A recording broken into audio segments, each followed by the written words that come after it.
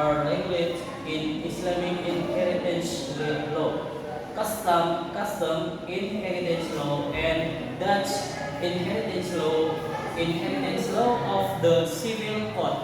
In terms of region of Indonesia and the diversity of culture.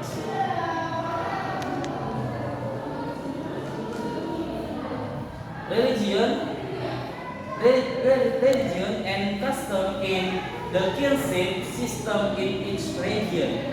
It influences the application of inheritance law in Indonesia. However, problems often arise between the laws that apply in religions and of the implementation of local religion custom.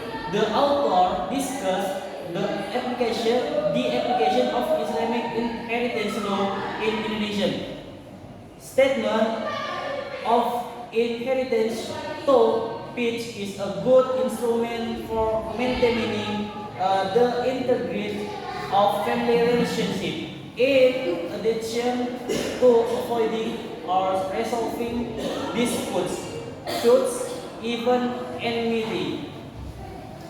This research, the author used a qualitative descriptive approach. Qualitative descriptive research. The research method is also combined with literature research method. In this research, the method is access to standard law or related book, and apart from human rights book, which are important for the discussion of this article. Saya kembalikan kepada saudari Om. Terima kasih kepada rekan saya Firda sudah menjelaskan tentang masalah. Selanjutnya pada pendahuluan akan dijelaskan oleh saya sendiri. Di mana ada beberapa peristiwa penting dalam kehidupan seseorang yang menimbulkan akibat hukum yang harus dihadapi, seperti kelahiran yang mengarah pada hukum keluarga, peristiwa perkawinan yang mengarah pada realita hukum pasca nikah seperti hak dan tanggung jawab pasangan, dan perkawinan suami atau istri. Begitu pula dengan kematian, tentu hukumnya meninggalkan hal-hal yang terutama untuk kemaslahatan keluarga dan beberapa pihak yang berkaitan dengan orang yang meninggal, terutama yang tertinggal dalam perkara hukum yang berkaitan dengan harta benda yang kemudian berpindah kepada pihak-pihak tertentu. Hukum warisan Islam adalah hukum yang mengatur segala sesuatu yang berkaitan dengan peralihan hak dan atau kewajiban yang berkaitan dengan harta benda. Pepatah di masyarakat walaupun waris merupakan ajaran agama, namun tidak semua umat Islam mengetahuinya. Begitu pula dengan ajaran agama yang berkaitan dengan syarat, puasa atau ibadah lainnya. Di Indonesia, pluralisme hukum masih terdapat dalam bidang hukum waris, di mana terdapat 3 sistem hukum yang hidup berdampingan, yaitu hukum waris barat, hukum waris, dan hukum waris Islam. Hukum waris merupakan bagian dari hukum Islam dan mempunyai tempat yang sangat penting dalam hukum Islam. Ayat Al-Quran mengatur mengapa setiap orang pasti mengalami permasalahan waris. Selain itu, hukum warisan langsung berlaku terhadap harta benda yang niscaya dialami oleh semua orang tanpa syarat. Hukum waris merupakan suatu ketentuan yang mengatur tentang harta benda. Apabila tidak diatur secara rinci akan menimbulkan perselisihan dalam keluarga, bahkan perselisihan mempunyai akibat yang sangat berat, bahkan pertumpahan darah antar keluarga yang kadang-kadang karena pengaruh adat atau hukum yang merupakan kebiasaan yang sangat kuat, yaitu di mana menunda pembagian harta warisan berakibat fatal baik bagi ahli waris maupun ahli warisnya apabila harta warisan tidak dibagikan dengan baik. Dalam praktiknya, terkadang peraturan yang ada di masyarakat tidak dapat sebetulnya dilaksanakan. Implementasi hukum sukses di Indonesia rupanya menemui berbagai kendala dan benturan seperti diutarakan Hazari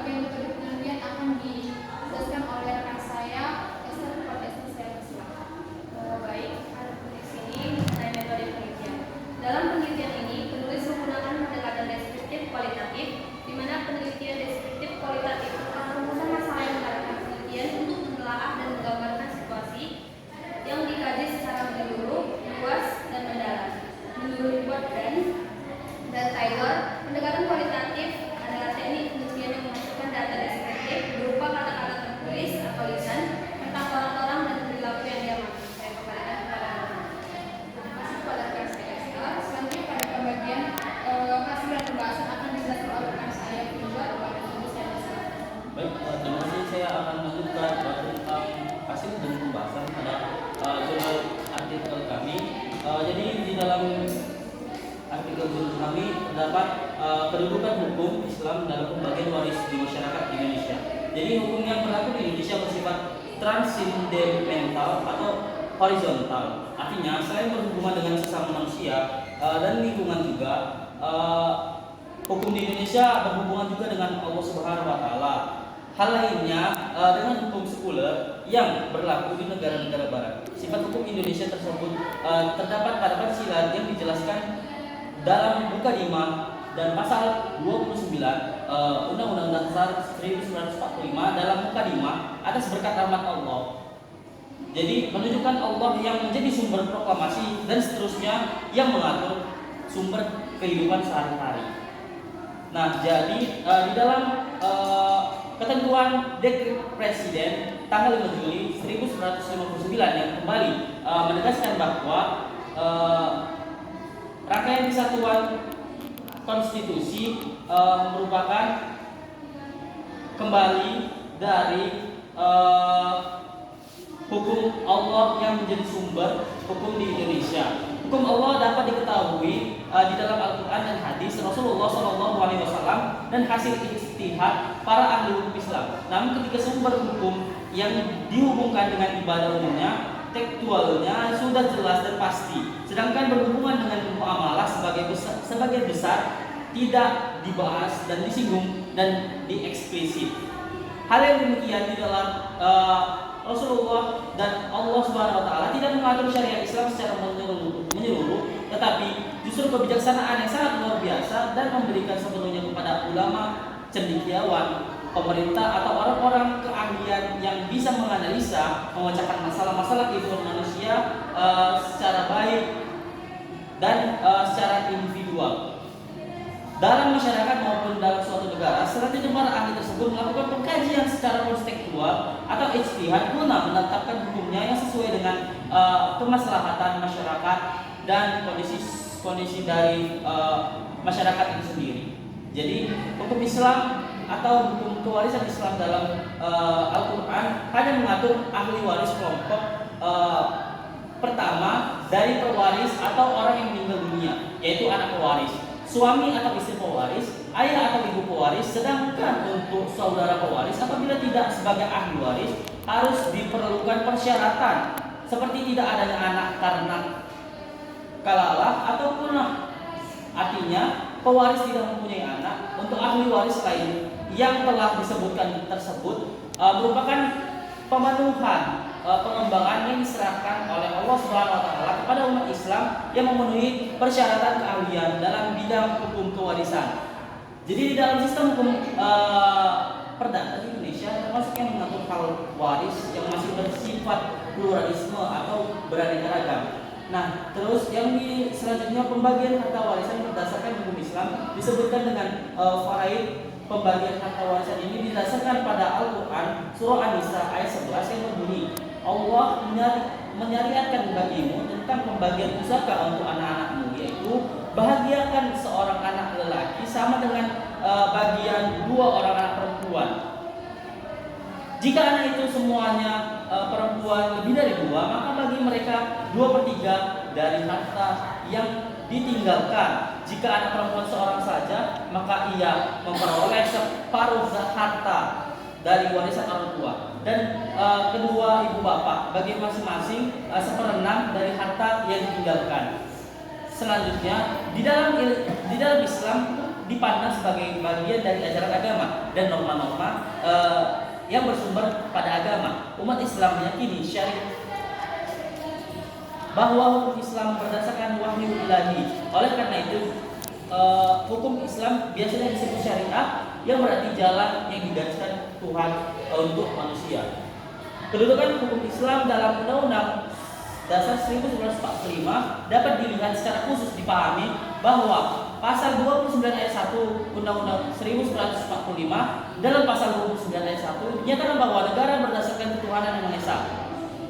Selanjutnya ada praktik pelaksanaan pembagian waris dalam masyarakat. Hukum pewarisan Islam merupakan bagian dari Islam. Pada masa sebelum Islam, masalah pembagian harta waris telah berlaku di kalangan oleh orang Arab Saudi. Saat itu ada 3 jalur yang digunakan untuk memperoleh harta pusaka. Pertama, melalui jalur keturunan. Yang kedua, melalui anak-anak yang laki-laki yang bisa mendapatkan harta. Yang menjadi patokan yang memberikan harta warisan adalah setiap orang-orang yang mampu mengangkat senjata, merampas harta musuh, serta mampu membagi pulang demi kepentingan keluarga. Seorang laki-laki yang melakukan perjanjian untuk saling membantu, saling seia sekata atau saling mewarisi akan mendapat bagian dari harta yang ditinggalkan oleh temannya. Baiklah, yang selanjutnya pelaksanaan pembagian harta waris masyarakat Kepahayang ini relatif atau menurut pemahaman mereka karena kurangnya sosialisasi dari pihak Kementerian Agama maupun kantor urusan agama. Masyarakat yang menggunakan cara waris Islam hanya sekitar 50%, selebihnya menggunakan hukum adat atau tradisi yang secara turun-temurun. Yang selanjutnya ada faktor penghambat dari hukum waris Islam dalam pembagian harta warisan. Yang pertama, faktor keagamaan, faktor ekonomi, rendahnya kesadaran masyarakat. Yang selanjutnya yang terakhir yaitu kurangnya peran dari pihak yang berwenang. Yang selanjutnya di dalam konteks pengembangan hukum kewarisan Islam, setiap negara atau daerah terpengaruh oleh corak budaya, adat istiadat kehidupan masyarakat suatu negara. Hal ini terjadi seperti sistem budaya adat istiadat parental atau bilateral, yaitu memberikan hak pada kerabat atau kerabat tertentu baik laki-laki maupun perempuan. Berhubungan di antara ahli waris dalam hukum kewarisan Islam tidak dijelaskan Al-Quran, maka para ahli waris tersebut akan dikembangkan secara istihad berdasarkan analisa budaya adat istiadat masing-masing negara atau daerah. Saya kembalikan kepada moderator. Demikianlah tadi pembahasan yang telah disampaikan oleh rekan saya Firja. Sekarang kita masuk ke dalam kesimpulan yang akan dijelaskan oleh rekan saya Esther kepada Esther. Saya persilakan. Baik, ada pembagian kesimpulan yaitu penerapan atau pelaksanaan hukum kewarisan Islam dapat dilaksanakan dengan perdamaian atau islah di antara para ahli waris. Meskipun hasil perdamaian tersebut tidak sama dengan norma-norma di dalam Al-Quran, sebagaimana disebut Al-Furudul, Al-Muqadarah, dan hasil penerapan atau pelaksanaan tersebut tidak bertentangan dengan hukum kewarisan Islam. Interpretasi penerapan atau pelaksanaan hukum kewarisan itu tidak bertentangan dengan prinsip atau asas hukum Islam. Hal ini dikarenakan dalam penerapan hukum Islam memang dapat dengan interpretasi. Bentuk cara ini bagi ahli waris yang mampu membantu meringankan beban atau penderitaan kehidupan ahli waris yang tidak mampu. Saya kembalikan. Demikianlah sudah diskusi kami, semoga berguna